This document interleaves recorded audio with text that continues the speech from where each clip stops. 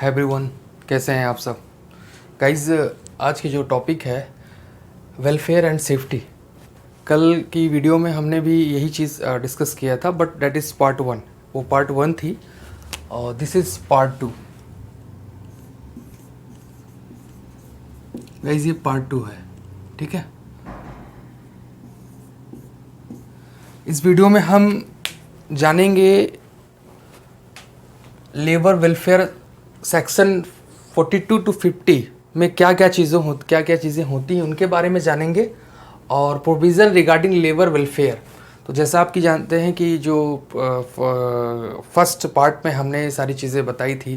कि वेलफेयर क्या होता है, ठीक है,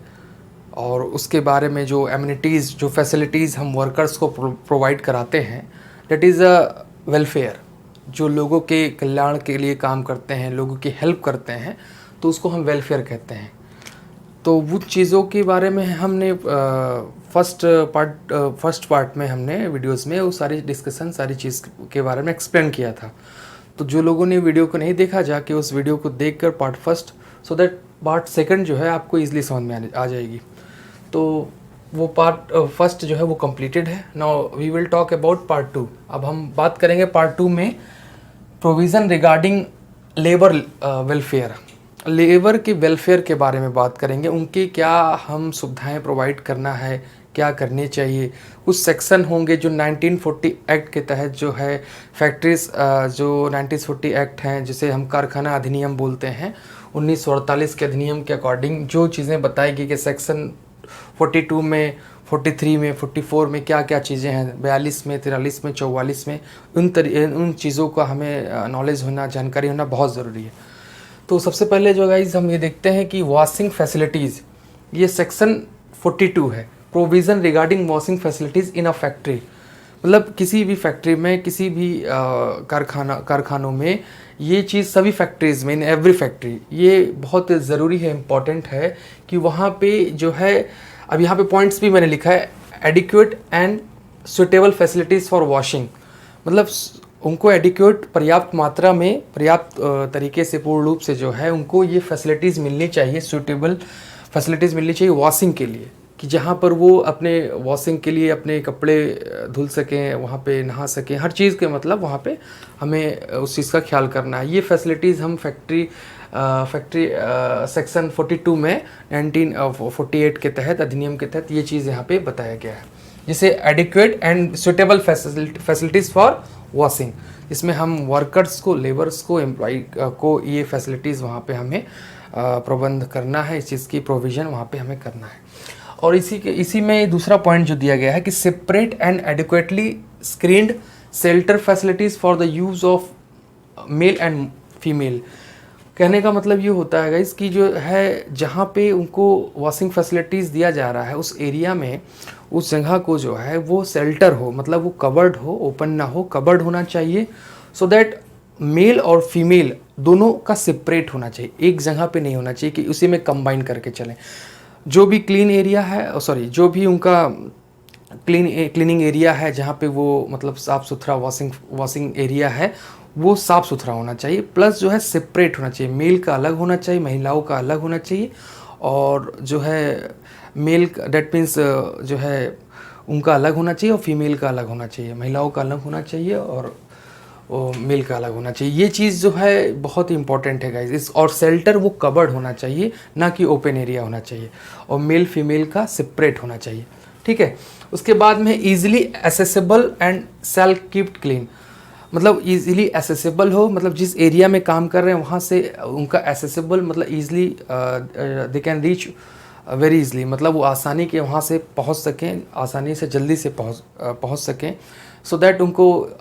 बेहतर होगा। ये चीज़ हमें किस चीज़ का ख्याल करना है कि ज़्यादा डिस्टेंस पे वो चीज़ों को हमें नहीं देना है, वॉशिंग फैसिलिटीज़ वगैरह। Near by site, near by आपका जो है फैक्ट्री, और नियर बाई जो है मैन्युफैक्चरिंग एरिया, अदर जो भी है वहाँ पे, जिस एरिया में, जिस इंडस्ट्रीज़ में काम करें, वो नियर बाई हमें वो फैसिलिटीज़ को मुहैया कराना है, प्रोविज़न करना है। ये हो गया फर्स्ट पॉइंट में वॉशिंग फैसिलिटीज, सेक्शन 42 में आ रहा है। और सेक्शन यहाँ टू में हम देखेंगे facilities for storing and drawing clothing. अब यहाँ पे सेक्शन 43 42 हो गया हमारा। अब 43 में हम जानेंगे कि storage of clothing not worn during working hours. अब एक ये सिंपल सी बात है कि जिस मैन्युफैक्चरिंग जिस इंडस्ट्रीज़ में आप काम करते हैं, हर इंडस्ट्रीज़ के अलग अलग कह सकते हैं आप जो है उनका यूनिफॉर्म होता है। तो वो वही क्लोथ को अगर कंपनी की तरफ से एम्प्लॉयर की तरफ से वहाँ पे ऑब्लिगेशन से या मैंडेटरी बनाया गया है उस चीज़ को कि आप जो है जो घर से कपड़े पहन के आप या जो साइट से कपड़े पहन के जहाँ पे आपको शेल्टर या जो फैसिलिटीज़ दिया गया जहाँ से आप नियर बाई रहते हैं लेबर कैंप वगैरह में, तो वहाँ से आप साइट पे जाते हैं या कंपनीज़ में जाते हैं, तो उन जगहों पे आपको इस चीज़ का हमें उन चीज़ों का ख्याल करना है कि हमें जो जैसे कि आपने देखा होगा कि डोमिनोज़ हो गया, ये अदर बहुत सारे जो हैं जोमेटो हो गए और अदर्स बहुत सारी जो हैं होटल्स हैं और अदर्स बहुत सारी चीज़ें हैं, डिलीवरी वाले चीज़ें हैं, डिलीवरी बॉय वगैरह जो होते हैं उनका एक पर्टिकुलर फिक्स जोमेटो का एक रेड कलर का कपड़ा टी शर्ट दे देंगे, इससे पता चलेगा कि ये डिलीवरी बॉय है या अदर है। उसी तरीके से कंपनी में भी गाइस वो वहाँ पे भी एक सिस्टम होता है, उनका भी एक मेथड सिस्टमेटिक प्रोसेस होता है कि ये मैन्युफैक्चरिंग इंडस्ट्रीज़ है, कोई कंपनीज़ है, वोल्टास है, बहुत दूशान है, मेनी कंपनीज़, बहुत सारी कंपनीज़ हैं, उनकी एक यूनिफॉर्म होती है, वो यूनिफॉर्म देते हैं, वो आपको पहनना है। तो जहाँ पे आप पहनने के लिए जाएंगे वहाँ पे वो क्लोथिंग को जब आप उतारेंगे तो उसको स्टोरेज एरिया उनको देना चाहिए। ये एक एम्प्लॉयर की तरफ से, ओनर की तरफ से होना चाहिए, मालिक की तरफ से होना चाहिए कि भैया आपने कपड़े उतारे तो कपड़े आप जो घर से पहनेंगे उनको उतार के स्टोरेज एरिया में रखें ताकि वहाँ से कोई चोरी वगैरह ना कर सके। तो स्टोरेज एरिया से फिर आप सडनली फिर शाम को आप ड्यूटी आवर्स कंप्लीट होगा, फिर उठा के वो चीज़ पहन कर फिर आज अपने काम पे आप जा सकते हैं। लेकिन अगर वहाँ के जो यूनिफॉर्म है उसको पहनना है तो वो चीज़ को आपको चेंज करना है और वो स्टोरेज एरिया में रखना है, सो दैट फिर आप वो यूनिफॉर्म उनका पहन सकते हैं जो भी इंडस्ट्रीज़ है। उसके बाद में है for the drying of wet clothes, मतलब कह सकते हैं कि जो वेट क्लोथ मान लीजिए बारिश की वजह से, बारिश के कारण से, अभी रेन की वजह से या किसी अदर कारण से जो है रीज़न से आपके क्लोथ्स जो है भीगे हुए हैं, वेट हैं, तो उस दौरान हमें इस चीज़ का ख्याल करना है कि भीगे हुए कपड़े को अगर हम उतारते हैं तो वो जो है स्टोरेज एरिया में होना चाहिए। प्लस जो है आप वहाँ से कोई चोरी वगैरह ना करे, ये भी चीज़ फिर वो वहाँ पे एक चीज़ रिपीट हो रहा है, तो उन चीज़ का वहाँ पे भी ख्याल करना है हमें, क्योंकि ये सेक्शन 43 में ये चीज़ें सारी चीज़ें गाइस आती है। उसके बाद में है और उनको वेट क्लोथ्स हैं तो उसको एक एरिया ऐसा भी होना चाहिए जहाँ पे वो सुखाने के लिए जो है रख दें और वहाँ से कोई ले के ना जाए, तो वो स्टोरेज वो एरिया ऐसा होना चाहिए जो किसी की निगरानी में, उसका भी कोई सुपरविज़न में हो कि हाँ यहाँ पे इतने वर्कर्स का सूखने के लिए कपड़ा या अदर कोई काम से रखा गया है, तो वो सेफ़ रहे, सुरक्षित रहे ताकि कोई उसको ले ना जाए।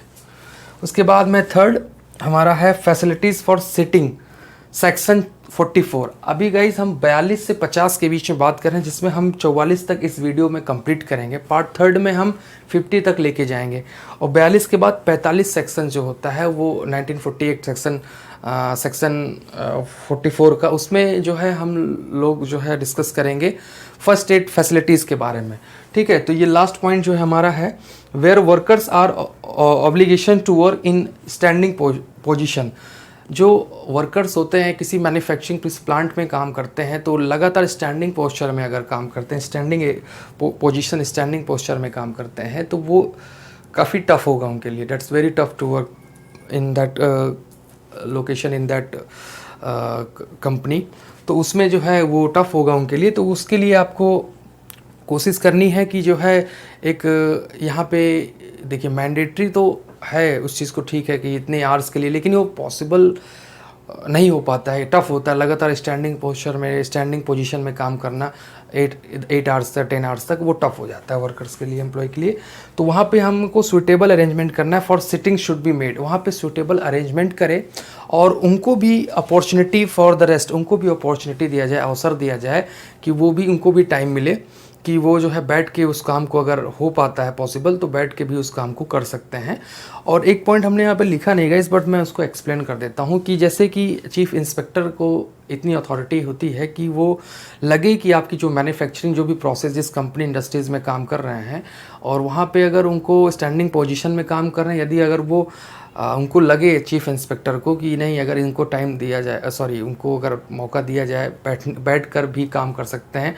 प्रोडक्शन में और प्रोडक्टिविटी में कोई दिक्कत नहीं आएगी, वो सेम उसी तरीके से काम हो सकता है, तो उनको भी अपॉर्चुनिटी देना चाहिए फॉरेस्ट के लिए, और वो सिटिंग पोजीशन पे भी काम कर सकते हैं। इसके लिए चीफ इंस्पेक्टर जो है अथॉरिटी लेकर जो है वो रिटन में जो है लिखित ऑक्यूपियर को देगा, और उससे जो है वहाँ पे इंस्ट्रक्शंस देके उन चीज़ों को कंफर्मेशन कर सकता है, बता सकता है किस तरीके से आप काम कर सकते हैं। तो आई होप गाइज ये वीडियो आपको समझ में होगी। This is part 2 guys. इसके नेक्स्ट पार्ट में हम 3 में उसमें जो है 44 के बाद 45 में, जिसमें फर्स्ट एड फैसिलिटीज़ के बारे में बात करेंगे। तो गाइज़ ये बहुत इंपॉर्टेंट वीडियोस है, जिसमें हम सेक्शन 1948 के तहत, कारखाना अधिनियम के तहत बहुत सारी चीज़ों के बारे में सीखेंगे आगे भी। तो आई होप गाइज़ ये आपको वीडियो समझ में। Thank you so much.